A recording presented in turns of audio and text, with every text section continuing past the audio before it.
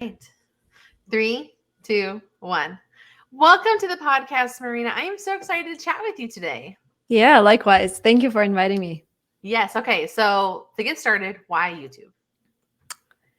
It's a great question. So back in 2014, when I started applying to American universities, so the story is I decided that I want to get my MBA or master's, and back then I was in Russia, and I didn't know about YouTube. I knew that the platform existed, but I thought it was for kids watching other kids put on makeup for the first time. So the concept of the platform for me back then was something like this. But then I started preparing for GMAT and I realized YouTube is actually one of the best resources because people shared actual tips. They shared their experience and I thought, wow, this is an amazing platform. So I used it every single day to prepare for my tests. And then I took the test and I'm like, people are posting about their experience. I want to share mine because I'm a foreigner. I took a test in Helsinki and, I just wanted to share that. So I recorded a video about taking GMAT. And then I thought, why don't I just document the whole journey of applying to an American university? So the second video was about the second test that I took. And then I made a video about writing this personal statement. And then the at the same time we were raising money for our first company, LinguaTrip, and we got funding from a Silicon Valley accelerator. And so at the same time I got these offers from amazing universities in the US, and we also got as a company this funding. So we moved to the United States and to Silicon Valley in April 2015, and I thought, this is the whole new chapter of my content. Now I can document my journey of moving to the US. And suddenly, so I've been posting and posting, and my typical view count was like 500, 1,000, maybe a couple thousand.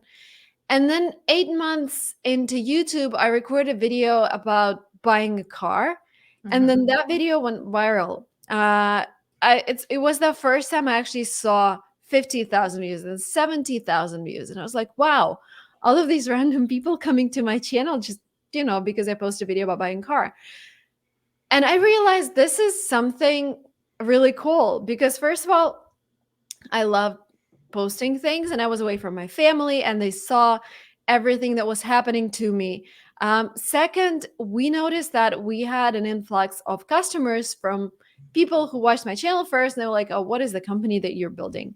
So we had first customers. And then a bit later on, I was able to start consulting people on how to get to American universities, and helping them with their personal statement and helping them with GMAT. And I started making money on that as well. And I was like, okay, this is amazing. And then I started my second channel because I wanted to do everything but in English because the first one was in Russian.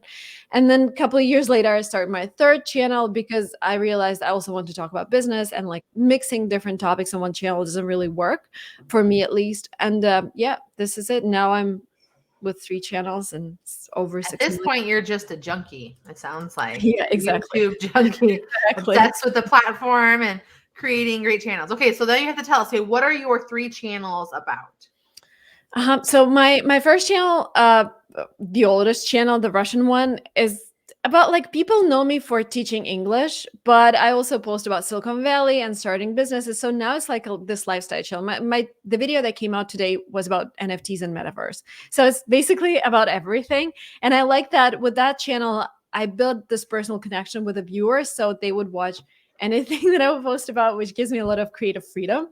The second channel, which is the largest channel, is Lingua Marina, where I talk about English, like how to speak with an American accent, how I learned English. And that one is 4.5 million followers. Wow. Crazy that last week my shorts got more views than my actual videos, which is an amazing trend. And I'm super excited about it. And then my third channel is Silicon Valley Girl, about 500,000, sorry, followers. And this is where I interview people from Silicon Valley and just talk about my Silicon Valley life. Okay, very cool. Now, you have been able to do a lot with building out this brand, and it sounds like you're very multifaceted. What advice do you have to those of us, including myself, because this is a super personal question, people who are multifaceted interests, because you have these 3 different channels. The first 2 kind of relate to each other because they're around English and speaking English, but then you have this other one about like a more of a vlog style. What is your advice for those who are interested in having multiple channels and trying to manage it all and making sure that all gets done and still maintaining a level of quality and growth for both of them or for all of them? Yeah, so I would say start with a topic that you're most familiar with. Like if you're an expert in something, that will be the easiest topic to start with because I know it's very tempting. And I have this course for YouTubers, and like every single student who comes in, well, not every single, but a lot of students, 80% of students want to start with a lifestyle blog because they're like, oh, I want to document my trip. I want to do this, this, and that. But I'm like, why would people watch it? Like, what is the value there? So you can mix lifestyle and value, but I think it's super easy to start with a so-called expert blog. Like if you're a CPA or you are, I don't know, a camera guy, or I don't know, you did this or that professionally and giving tips on your professional expertise, that will be the best. And then another tip that I give all the time these days is once you've made a video, repurpose it for TikTok, Reels, and Shorts. So what we do, we just cut different parts of the video to make it watchable in short form, or you can just record a separate video. So these are two processes that you need to start simultaneously because Okay. shorts provide such great growth right now, and TikTok and Reels. Like with all the platforms competing for creators, I think this is the best time to grow for new creators. Right. Why do you think that? I feel like a lot of people probably are out there thinking, "Oh, I'm just too busy right now," or the industry is overcrowded, or I missed the boat, or like, "Oh, all of the big people are already snapped up. I'm not going to have this opportunity for growth." What do you have to say to people that feel that way? I think we're going into the world where we're not gonna follow just the big creators. And I don't really watch Mr. Beast videos every day, and he's the largest YouTuber out there. I barely watch his videos. So everybody finds a creator who they can relate to. And I think we're going into like smaller niches. I think in the future, everybody would have some kind of social media outlet, and there would be less people who have millions of followers, but more people who have like maybe 10,000, 20,000, because there is just this relatability and experience that you can learn from instead of just watching this, I don't know, 10 million follower blogger. And with these new tools like Reels and TikTok, I just see that my feed is completely different from what it used to be a year ago, just because I'm following more and more new people, and I just like how a lot of people just started a couple months ago, and now they have millions of followers thanks to the new algorithm, thanks to the new format. But of course, I would still post long form videos just because it's a different type of connection, because they live a lot longer than short form content. And yeah, it's just for me, like long form is the best. But in order to grow, I also experiment with the short form. So let's talk about this short form question. So one of the things that I know I get personally asked with repurposing content is how do you reformat a vertical video or a horizontal video for a vertical platform? How do you suggest resharing that? And then what do you recommend that you do with your long form content when you're converting into short form content? Like what should we be looking for? What should we be doing to make it better so that we're repurposing effectively? So yeah, when you write a script, just think about both long and short form. When you actually film a video, you just need to be something like this, so you could cut me out, and it would still be, good for TikTok and other platforms. So when it's a talking head, this is the easiest type of video to repurpose. And when we write a script, we would always say like this video is about this, this, and that. And Yep. then I would have like maybe 5 bullet points, and I would number one, like I don't know, top 5 words you need to know. Number one, this. And then in a long form video, I would just go and explain and give more examples. In a short form, I would just mention that. And so it makes it really easy to repurpose. So we just do, my TikTok is 1.6 million followers, and all of the videos are repurposed from YouTube. Maybe we have like two or three that I made specifically for TikTok, but because I don't have that much time, we just repurpose everything, and it works. I love that. And why do you think that that's an important thing to do? Like, why do we need to be on these different platforms versus just focusing on one and making it like where we spend our time and where we truly effective and growing massively there?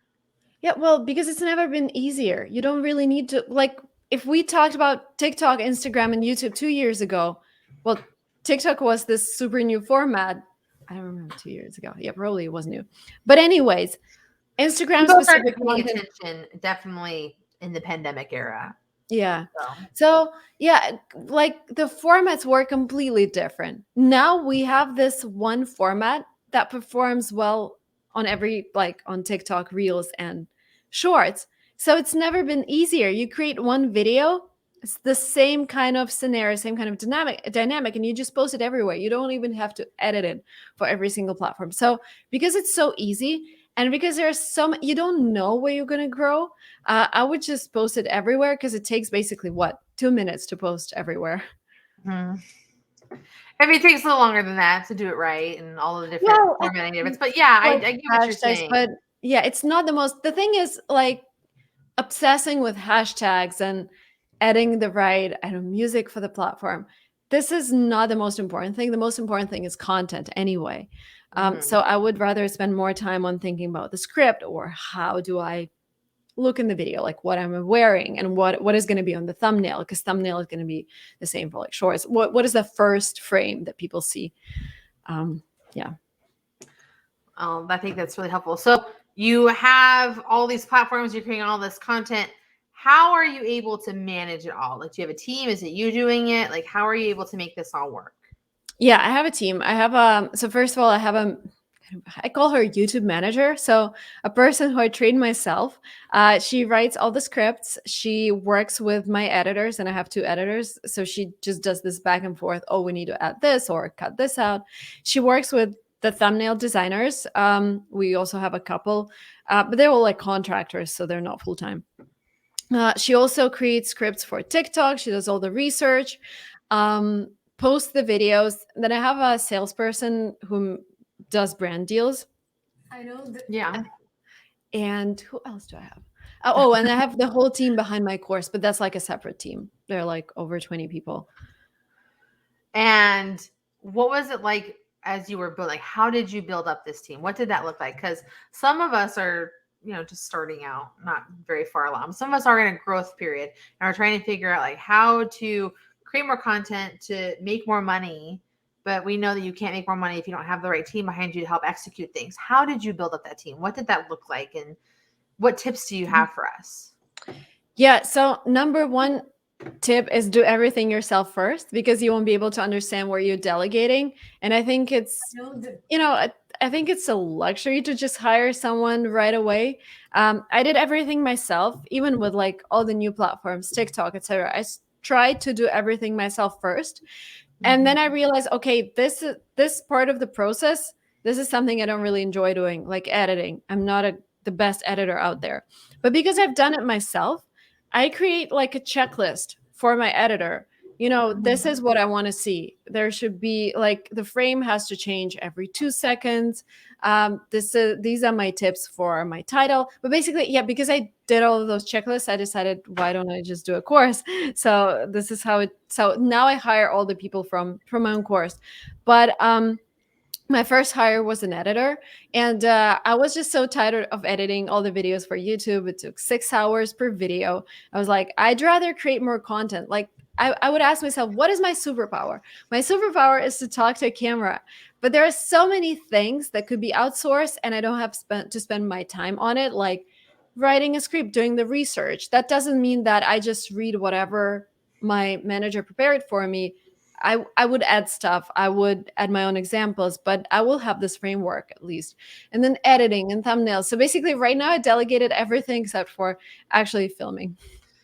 And I think it's good. Now, what financial place were you at when you started the outsourcing all that work? Yeah, so I think I was able to make maybe like $300 to $500 a month from AdSense. This is when I hired my editor, and he charged something like, so because I hire also the hiring process, I mostly hire people in Eastern Europe or Russia, and Okay. it's cheaper. So my editors charge from $10 to $15 an hour, which means a video is like $70. But back then it was even cheaper. I think my first editor charged something like $6 an hour. So Mhm. I was delegating and I was break even with my AdSense, but I was also making money as a like my company was making money because we're driving customers to it. So it totally made sense to delegate and produce more content. That makes a lot of sense. And like I think it's important to just because I've had an editor for my channel since day one because of my what I was doing. I was growing my agency. I had kids that were very little that still needed me, like literally needed my body to live. And so it was one of those things like if I having an editor from the get go, it allowed for me to make sure that this thing I needed and wanted to do was getting done. And so I think it's important to ask yourselves like I love how you broke down like I did everything first and then I realized what I don't like doing and I found a way to outsource the work that needed to get done so I could do more of what I liked to do, which allowed for everything to increase. Exactly. Yeah. So, Yeah, so and with kids, I think the first hire should be a nanny. Like I have two kids myself, and without a nanny or daycare, yes, it would have been impossible. I that as well. I had the first 2 years of my agency. It was at home. It was me doing haphazard stuff, but I put my kids in daycare. But I had a slightly unfair advantage in that it was daycare in Korea, and so it was insanely affordable. Hmm. So because my husband was in the Air Force, we were stationed in Korea, which is the whole reason I started my YouTube channel, and so I was able to do it. And then when I got back to the States, I had made more money in that year on YouTube that we were there, and I was able to find the American priced, was able to afford the childcare, so I could continue to progress everything Yeah. that we were doing for it. And yeah, I would not be able to do anything that I do if my husband wasn't a stay at home dad taking care of my kids because Yeah, I that's a think whole that's the journey whole in big itself. problem in the US because I think it's the most expensive country to bring your kids into daycare. In most countries, they are subsidized by the government. But yeah, hopefully we're going somewhere. Yeah, no, I mean that's a whole issue in itself. Again, it's a Yeah. very female woman specific issue where it's like we're mothers, we grow people, they need us to live and trying to balance the things that we have to do while also taking care of them is very difficult. And I think a lot of mothers want to be there for their kids, especially when they're babies and developing into stuff and hitting certain milestones. And then once they get to school, then we ask ourselves the question like, well, what now? Now that I have time back, like how do I do this? And if you're able to figure out a path to balance it and do it and work with your partner if you have one, just figuring it out. But yeah, I don't disagree with you. Childcare, worth it. Every cent, Mhm. all the Yeah. time. Take my babies, let me go make the money, bring them back to me, and I'll do Exactly. it Yeah. for sure. Yeah. So you've been building out this business. So tell me about the business you have built from YouTube. You had mentioned that you have this business from Silicon Valley and you're having success. And so talk to us about your business journey. And that way we can kind of ask some questions and based on what you have going on so we can learn from it as well. So, in terms of like, I guess revenue streams, there's Google AdSense, which is kind of I call it passive income, just because I don't have to necessarily do anything to generate that kind of income. So that is great, but this is not the number one. I think number one is actually creating your own product and my courses, um, because I do launches. So some months they will be number one, some months I won't make any money just because we haven't launched anything. But creating your own product for me as an entrepreneur, also, I just love building products. I love helping people in their journey.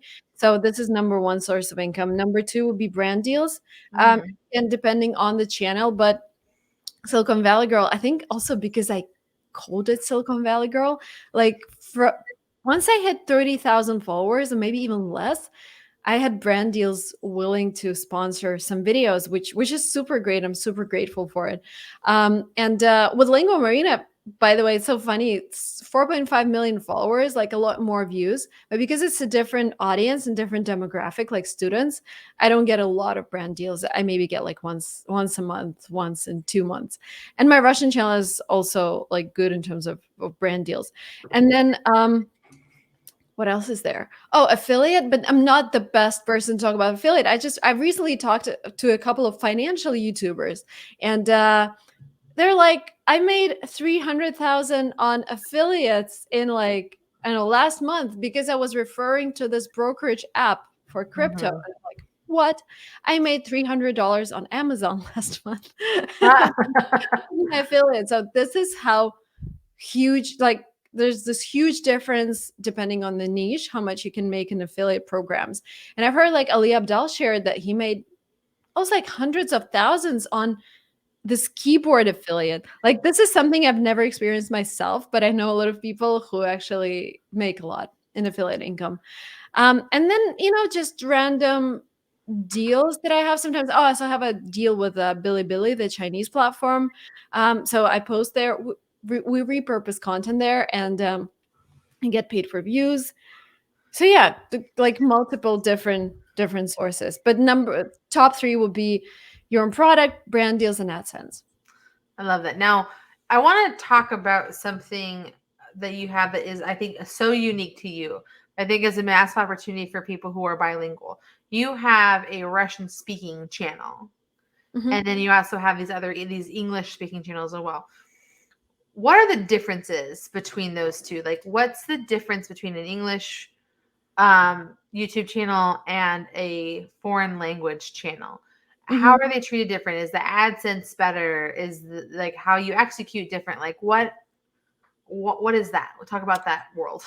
Yeah, AdSense is super different across three channels. So the best AdSense revenues are if you post in English and if you talk about topics like business, investment, crypto, and like all of the financial stuff, real estate, because you get advertisers who are willing to advertise to that demographic and they're willing to pay a lot because you have good paying audience.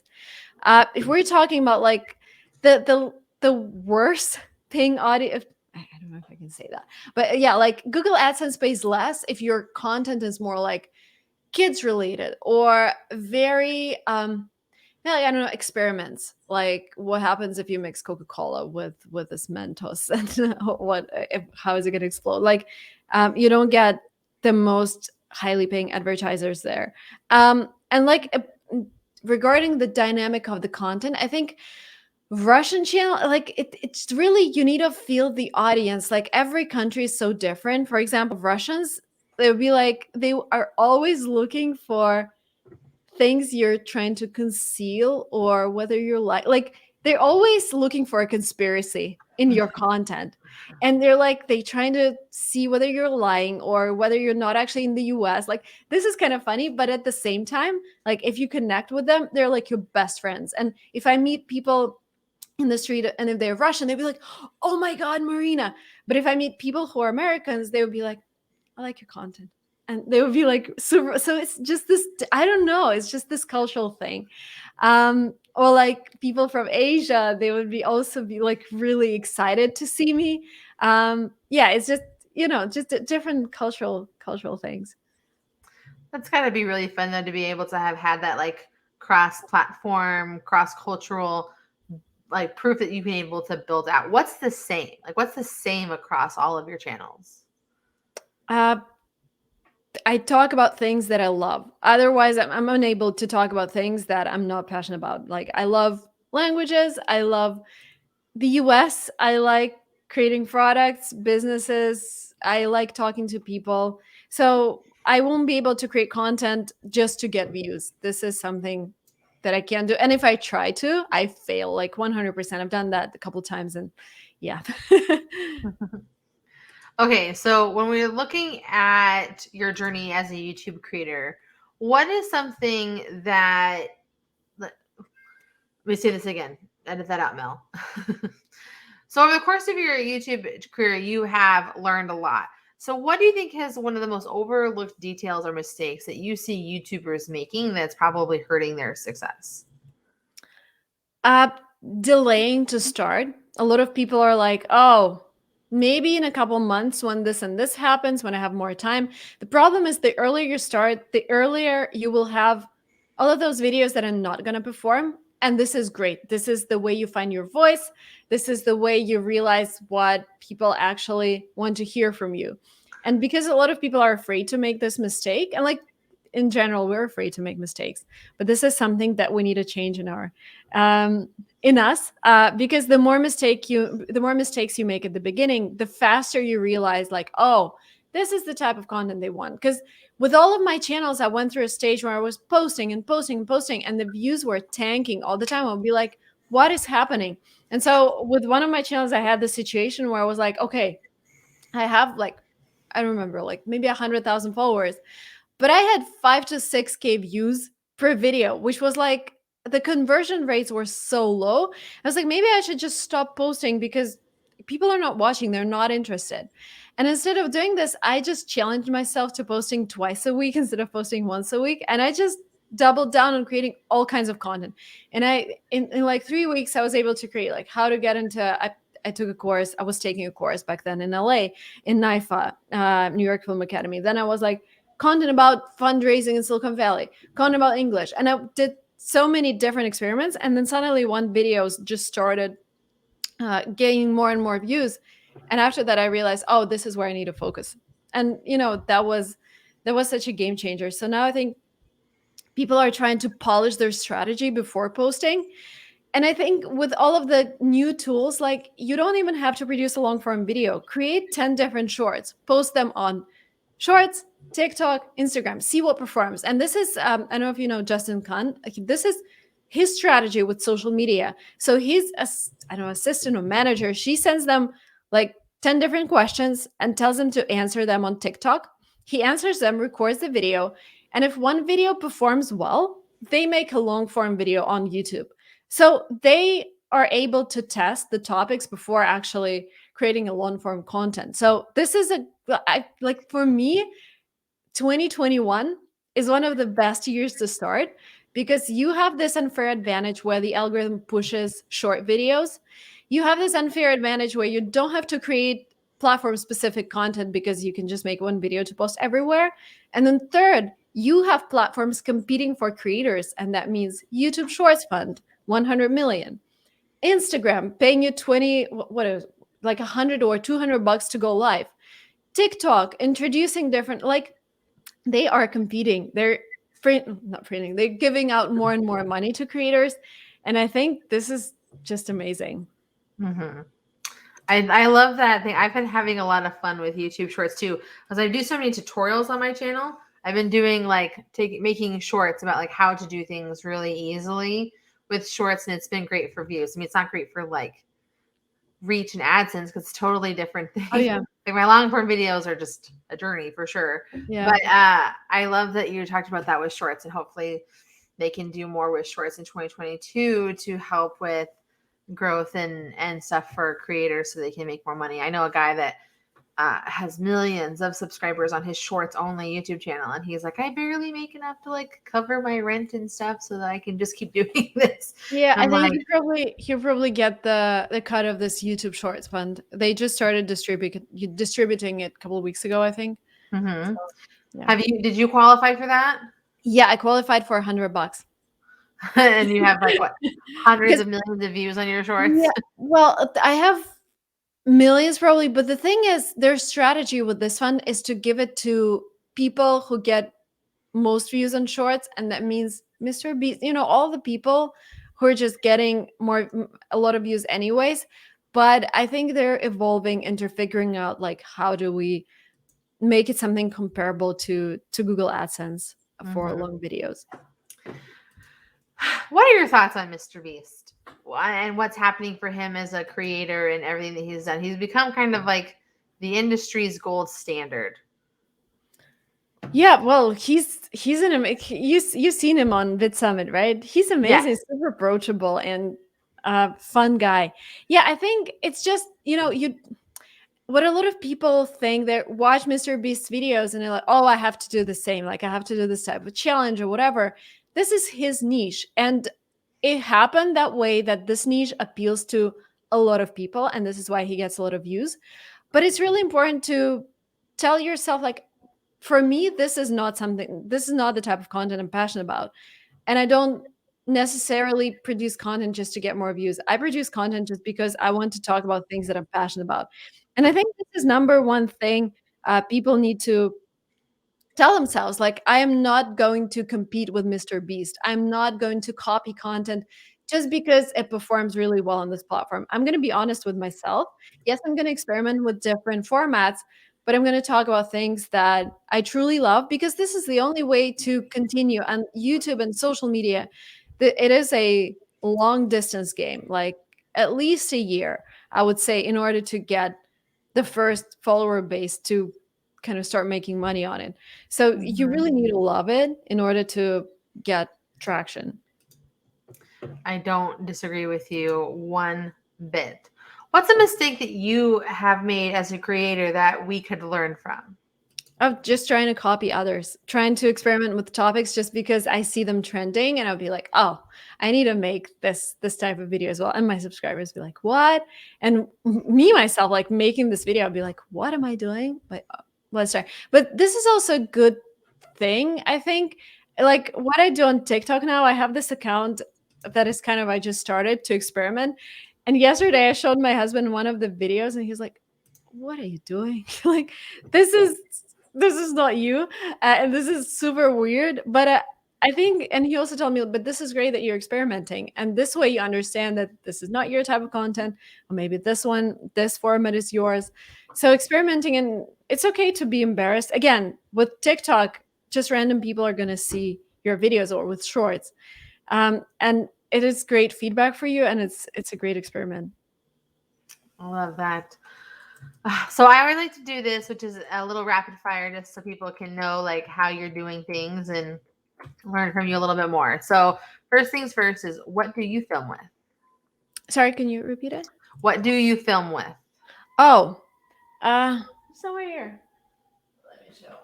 It's a Sony ZV-1, I think. And for short content, of course, my phone. Okay. Who is your favorite female YouTube creator right now? Great question. I've started watching a lot of Gary Vee in the past 2 weeks because he talks about NFTs and metaverse, and I'm super excited. I'm in the middle of watching his interview with Mark Zuckerberg. What about female YouTube creators? Emma Chamberlain. She's like, oh my god, this is the type of content.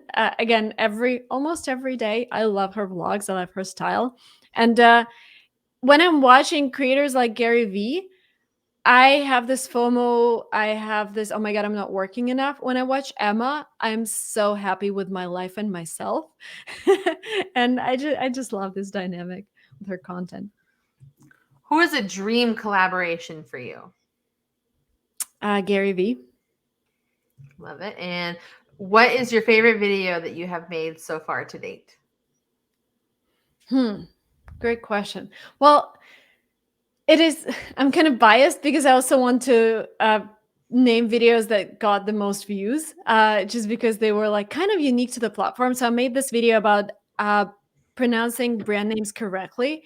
And I went on to different stores on Union Square in San Francisco. So I just went into a store and I was like, how do you pronounce Louis Vuitton? And people would explain how you pronounce the brand name. That was kind of fun. But also all of my interviews, I'm such a huge fan of people. So just talking to people for hours. Um, One of my favorite was, oh my god, they're all so amazing. I like Sriram Krishnan interview. He has his Clubhouse show. Yeah, Ankur, co-founder of Teachable, just came out yesterday. Also great guy. Like I think I enjoyed everyone who I interviewed. And what is the next YouTube goal that you're looking forward to meeting? Just experimenting with shorts. I think I am a little bit tired of, not tired, but like my format has always been like kind of teaching people, explaining things.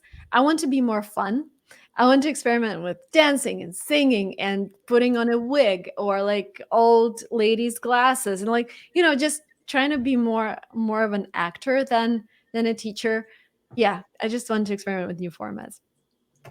Absolutely love it. All right. Well, how can people find you on the YouTubes?